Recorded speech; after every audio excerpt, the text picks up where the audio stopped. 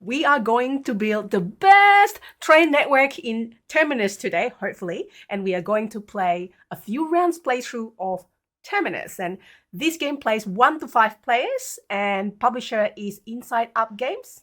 Yep, and this is designed by Earl Asperus and Tom Volpe. And hello everyone, I'm Stella. And I'm Tarrant. From Meeple University. So what we're going to do, as usual, we are going to give you a quick overview of the game, and then we're going to start playing, jump right to it while explaining what we do. Yes, here we are. This is the city that we're building into. And this is an action Rondel game. Yeah. So we'll play over 3 years, 3 rounds. And in each round, we're going to do 3 laps of the Rondel, so to speak. And on each turn, you may advance as far as you want. And then you'll land in one of these 6 colored zones. And within that zone, you can take one of the actions. And there are several actions available within each of the zones. And what we're trying to do mostly by the end of it is to build up collectively a network of railway lines through this city here.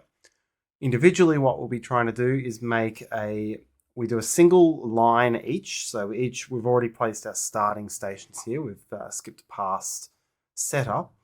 And we'll be trying to build a single subway line that comes out of that, trying to score as many points for it as we can. This is largely done by building stops or stations in strategic locations, which could be these different colored districts, which could be next to these similarly colored developments, which we're going to be collectively adding to the board.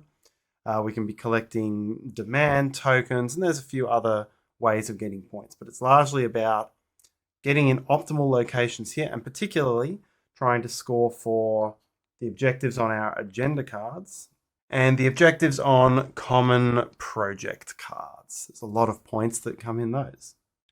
Up here on the board, you'll see a whole lot of the resources which are available in the game. This is a market-driven game. Things are going to be cheap until players buy things. So there's going to be some important timing as we work through our rondels here. Very exciting looking one. So the cones, it's kind of like chunky, nice shape, good energy.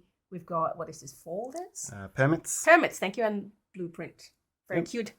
And we are playing the 2-player variant of the game here. So there is a 3rd player, an auto player represented by this red piece here, going to get in the way a little bit. So it only does 2 things.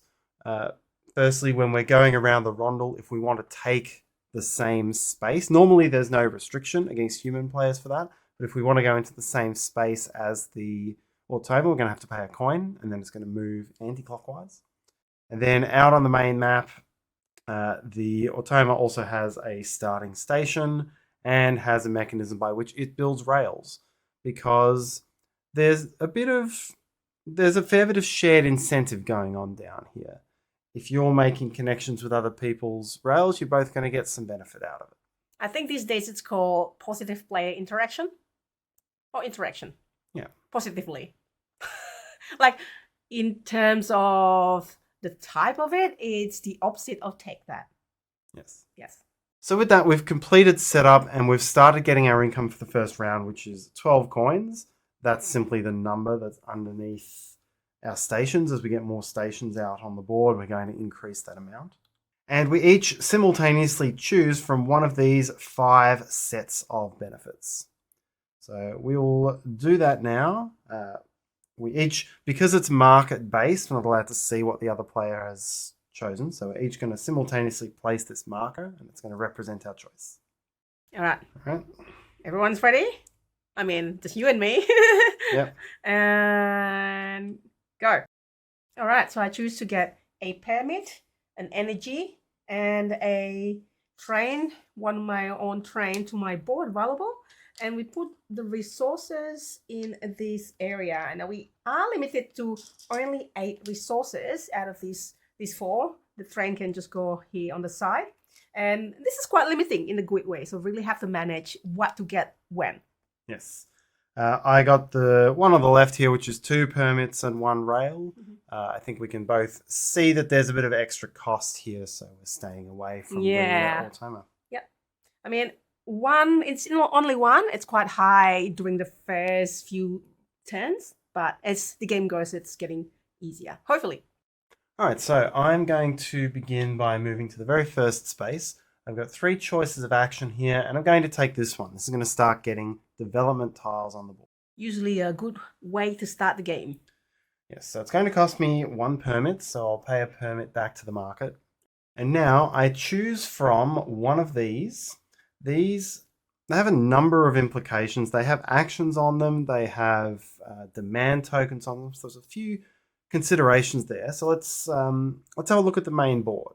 What I want to do is get one of these developments and place it next to my prime hub, because that is going to give me a new action option.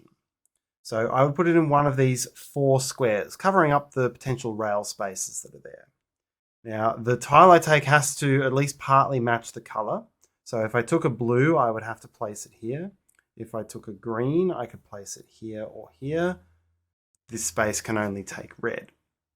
I also kind of don't want to put it next to you, because you get points for that. You get the opportunity to place meeples on that and use the action. So I don't want to pick blue. So these are the blue ones, these are the green ones, these are the red ones. The other thing I could consider is I may want a tile which has a demand token on it which matches where my stations are. That was a CR token. I'm in Chipper's row, but you're also in Chipper's row, and you have energy, which is what you need to take it. So I don't think I want to give that option right away. It might just be easy points for you. So I'm going to take this tile here, and I'm going to place it into this space here. And then I must take a lobbyist meeple from my board. We have 8 of these each, and place it onto that space.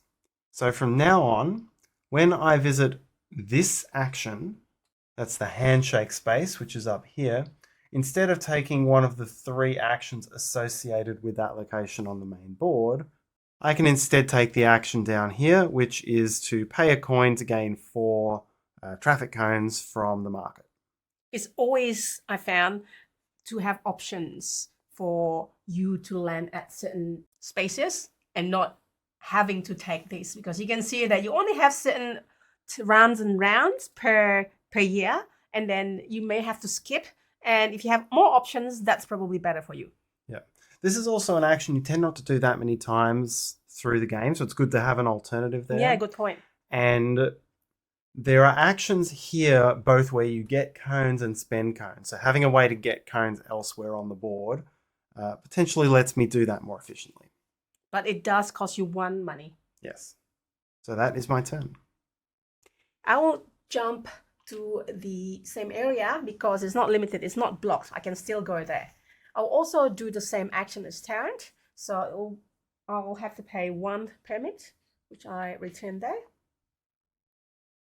And I will take this one. So I will put it here or here or here or here, but I'm going to put it here. I'll do the Tarrant's trick. Ta-da! And as Tarrant, I will put my meeple on it. So this action relates to the one in here. So this will let me pay 2 blueprints to do this track advancement on my board, which unlock this station, which then the station I can put on the main board. And that's in place of spending cones to do it here. Yes.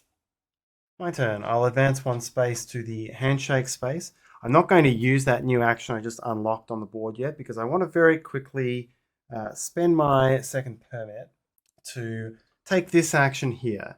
It's an important part of scoring. It lets me get agenda cards. So I draw 3 new agenda cards. I can draw 3 of them in round 1, 2 of them in round 2, and 1 of them in round 3. And then I look at them and I keep 1 of them. Now each started the game with 1. This one's going to go face up though. And you'll see on it, it includes a number of placement objectives. So this one is hubs, which are double height stations next to green. This one is hubs within Old Cross and Knightsbridge, which is out on the right-hand side of the board.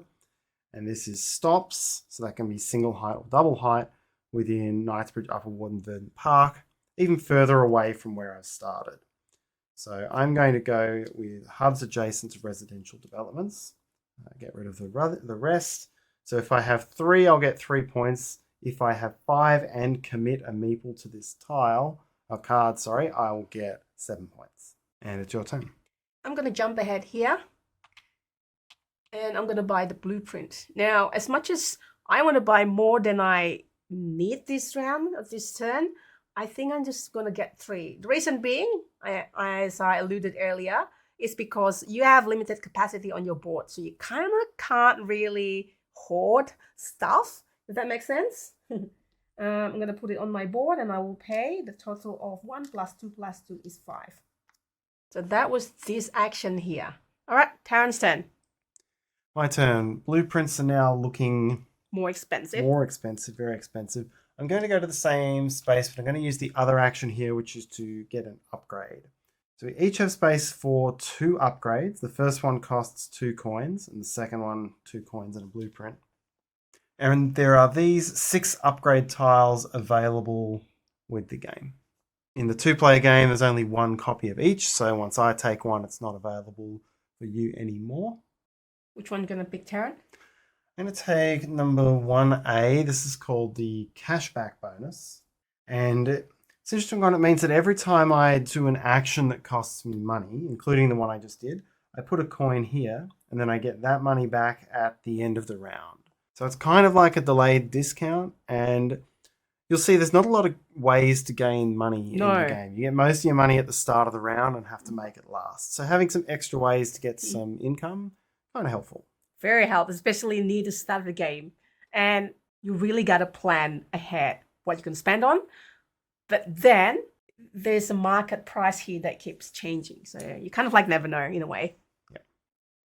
I'm going to skip this 1 money costs area. I'm going to skip here.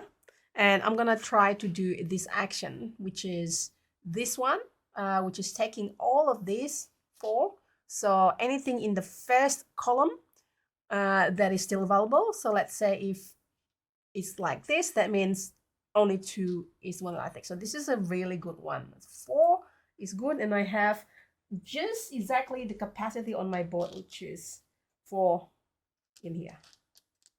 Cool. And that's my turn.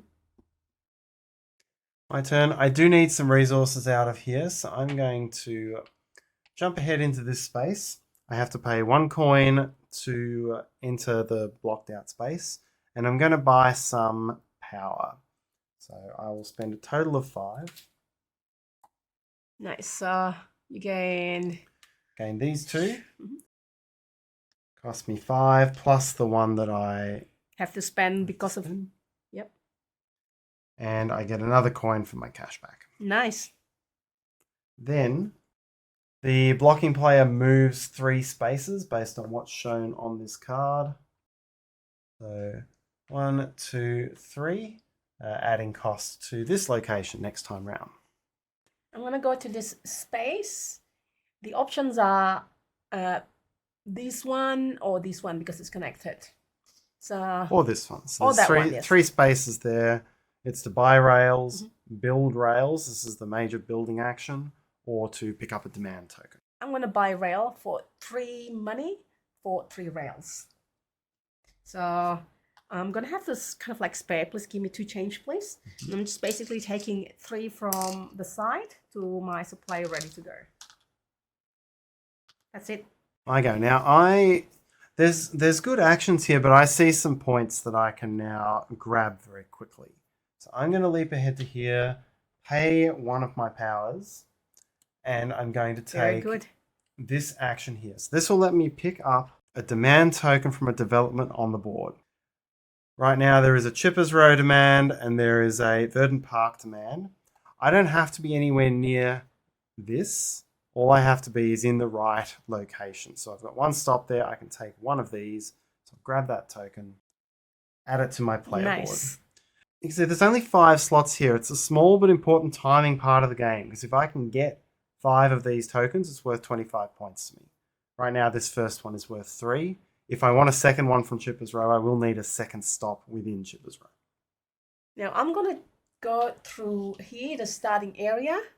And then I'm going to move these there. So you go around the board 3 times before you finish this round, or yeah, I think. Now I'm going to jump ahead all the way here to do this action now. But instead of doing this two, I'm going to do this one. The tiles that I've purchased, I'm going to do it. I'm going to spend 2 blueprints from my board. And I'm going to increase my capacity so I can build more stations and hubs. So it is 3. 1, 2, 3. That means I can build anything from here on to the left. And it does not cost me any energy because of that tile also. Yes, normally it'll cost energy as you move up through there, or power, sorry. Yes. But this particular action, it does not. Yeah. So, and the resources go back there. So go back to, here it is, affecting the economy. And because you've increased your capacity, this is going to trigger the neutral player to start doing some building. So we look at this tile, the neutral player is going to build into 3 slots, and into 3 plots. And this is going to be pretty simple at the moment, moving in the main direction, which is up. So I'm just going to do that in a straightforward way. There's a lot more to building than just this, but I think we'll see it when we come to our builds. So red is neutral player. Yep. So 1. So quickly. Second, so not fair. Life is so easy for the neutral player. Can I be the neutral player, please? But the neutral player doesn't get any points, so it's just there to. It's true. It's there to fill up bits of the board, but it's also there to help us out because we'll see there is a not semi-cooperative, but a positive interaction effect by having this on the board. Thank you. You stole my words. Yes.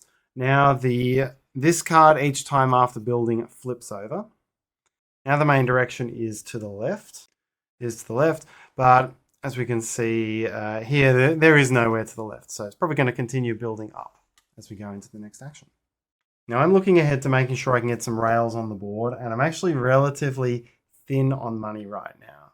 So there's one thing I can see up there on the main board, which is this 1-cost permit, and I desperately need it. I can't let you get it, and I can see that you need it to build as well. So I'm going to have to jump all the way ahead, skip almost the entire loop, and pay 1 coin. Sometimes it's necessary to do it, right? To jump ahead all the way just so that you can do your action. So pay 1 coin, which goes straight into cashback in order to take that 1 cheap permit. Tarrant guessed me right. I am planning to go there. So I'm gonna buy this one here, the permit. Now I have exactly 4 money, everyone. 4 money. Big spender. I finished everything. And I will buy the last 2, the left 2 most, so that costs 4. And that's exactly 8 resources that I have. Your go. I'll advance 1 space here, and I'm going to buy some rails. It's going to cost me 3. So you have 4, and you're spending 3. Yep. Again, 1 goes into cashback. Oh, nice. And that will give me 3 rails from my supply. I'm gonna jump to you again. I'm gonna face that way now. Hello. I'm gonna do the action here, which is this one. So spend the coins and to increase capacity. Now I have to buy energy if there's energy that I pass, but in this case, spending 2, which lets me here to be here, and I don't have to spend energy, so that's okay. Now something else is happening here. So I went past this cog symbol, and that lets me upgrade one of these 2 tiles. So it's up to me which one I want to upgrade. So this one lets me be more flexible in building the rails, so it doesn't always have to go one way. Yep, you can build 2 directions out from your starting hub. Yep. Or this one, that lets me build a 2-level, not just 1. So I'm going to pick this second one and putting back here. So if anyone, I don't think Tarrant's already there, but if anyone comes here, let's say there's a 3rd player, then to do this action, they only get 2. Sucks for them. My turn. I'm not in a position to construct. I'm not in a position to afford that. I'm going to go over to the handshake area. So I'm onto my last lap. Mm-hmm. And I'm going to take my development action. So that's going to cost me 1 coin. Again, it goes into my cashback pile. And it's going to let me take 4 cones from the market, ignoring the restrictions of the columns. Yes. So I just get those 4 cones. No, that's going to annoy me if I go there. Sucks to me. Yes, now there's only a single cone if you visit that space. And that's where the timing of this rondel is so critical. Yes. Your go. I'm going to build. Woo, finally, we can show you building. So, which is this action over here. This is how much I need to spend. 1 permit and 2 cones from my board. Back to the supply. Now it's full again. And I get to build as much as possible as I want of the rails, but I need to pay the hub on each end of the set of rails. So that would be limited by how many blueprints I have. So I have only 1. So I'm going to pay that 1 back to the supply. I have only 4 rails. We can only do 2 rails for now. So what I'm going to do is building it here. Yep. Now, except this one, I can build to Tarrant's hub, and this is good because I gain 1 energy and from the main supply, and Tarrant gets 1 money. Yes. So you get 1 energy if you make any number of connections. Yes. And you get 1 money for each of your stops that someone else connects with. Yes, and because of this, I can keep going, and I do have the rail, so I can go to the right, left. So my options are here, here, here. So there's a few other intermediate options as well that you can. I only have 2. I want to go here and put my hub here. So remember, stop here. Remember, I've already paid the blueprint. And hopefully I can show you what it means also having it here next to this tile. All right, that does offer me a bit of flexibility because I was going to be able to build but not put down any stops. But now that you've given me that money from the connection, I can pay 1 coin up here again to my cashback supply to get this 1 blueprint into my supply. So simple action, done.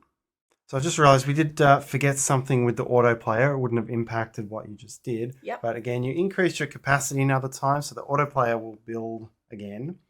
And this time it's only moving 1. That's what's showing on the card here. It's going to make a single connection. It cannot go in the left direction, so it's going to continue building up. So it will build a stop here. Yep. With 2 stations up. And then this card once again flips over to the 3 stations side.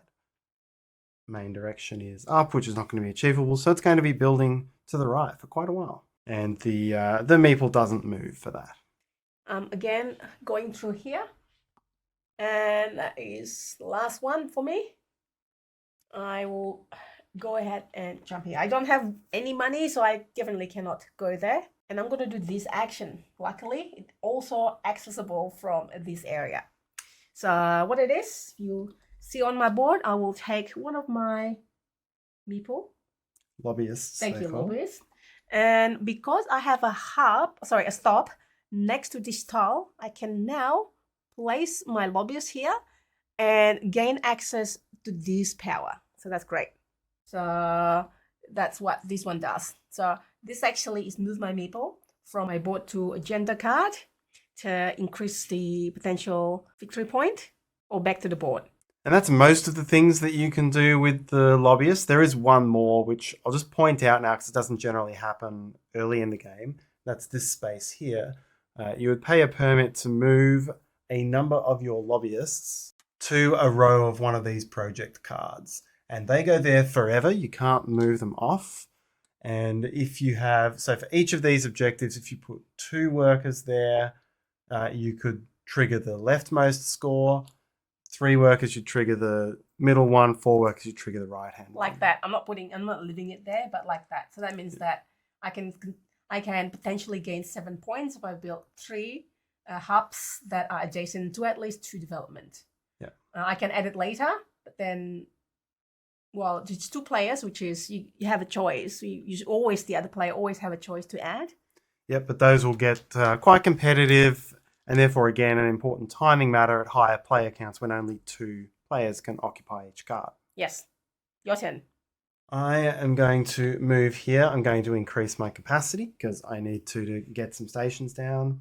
It's going to cost me, I'll spend the 2 cones to move up 2 spaces. Technically, these are called construction. I will generally call them cones, but they are construction. So we'll return those to the market. And then once again, someone has increased capacity. So the neutral player is going to place some rails and stops. This time the main direction is up, the alternative direction is this way, and the distance is 3. That's so got a lot. 1, 2, 3. It's got all the way there potentially. Yes, so add these rails, we'll add these stops. It gives us something we can connect to. That's we saw true, before how connections work. And as we get to the outer edges of the board, it gives us something that we could connect to. It almost has that Terra Mystica feeling where you kind of like get something out of your neighbor's building. Very much. It doesn't have that Terra Mystica thing where it's so much cheaper to do it that way that you would never do it otherwise. No, but it still incentivizes everyone kind of playing in the same space of the board, which I do find quite fun. Yeah, and that's why we have our stops kind of like close to each other, in this case next to each other, so we get that benefit and can show you that. There's not much I can do here because I have no money. All of these cost money, so I can't go there. I can't go there, cost money. I can only go here and collect coins. There's only 2, which is not the best, but at least I get something. Yo, go. Okay, time for me to do a build action. So the basic cost is 2 cones and 1 permit. Yep, I'll put it for you. And we can see everywhere that I'll build over here. So I'm going to start by making a connection with you in this direction. 1, 2. Oh, nice. So because of that connection, you gain a coin, I gain a power. Power very expensive at the moment.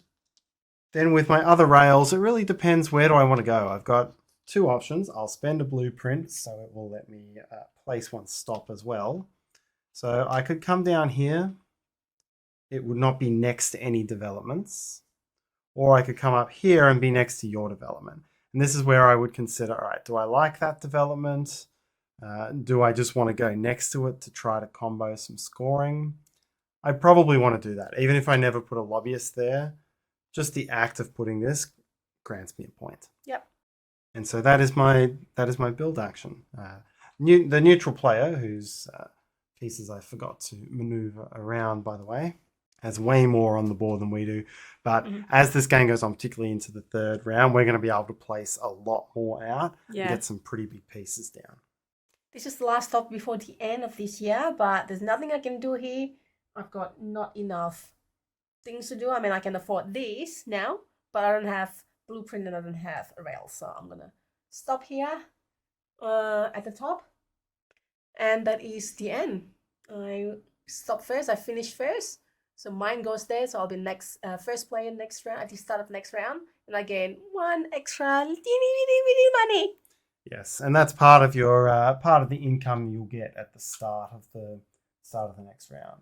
So I will go there as last player. I get no benefit. I should probably go there. Yep. Hello. And then we would go to, well, that would be the end of the round, and we would go to income for the next round. So we would get those benefits we showed up there. Again, it's 1 coin for you, nothing for me. We would get the money that we've uncovered with stations.